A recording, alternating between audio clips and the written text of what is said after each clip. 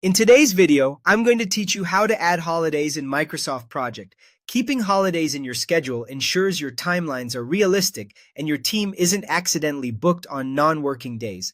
Let's walk through how to set those dates so Microsoft Project can account for them automatically. Start by opening your project in Microsoft Project. With your file open, go to the Project tab on the ribbon at the top of the screen and select Change Working Time. This opens the calendar settings for your project where you control working days, hours, and exceptions like holidays. At the top of this window, look for the For Calendar dropdown. Choose the calendar you want to modify. If you're using the default schedule, select Standard. If your organization or project uses a custom calendar, pick that one instead. It's important to select the correct calendar so the holiday applies to the schedule your tasks are actually using.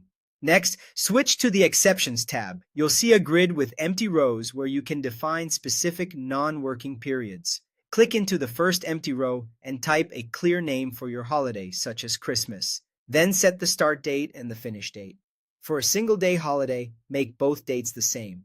For a multi-day break, like a long weekend or a shutdown period, set the first and last day of that range. As soon as you enter these dates, Microsoft Project marks them as non-working time for that calendar. You'll notice the dates blocked out in the calendar view, and tasks that were scheduled on those days will automatically shift. If the holiday repeats every year, you can make it recurring so you don't have to add it again later. Select the holiday you just created, click Details, choose a recurrence pattern such as yearly, and confirm. This tells Project to treat that date as a holiday on the same schedule going forward. When you're done, click OK to save those details. To apply everything you've set, click OK again to close the Change Working Time window. Your project now recognizes those holiday dates as non-working time. From here on, tasks will automatically skip those dates, and if a holiday falls in the middle of a task, Project will extend the task's finish to the next available working day. As a result, your overall project duration might lengthen to accommodate the time off,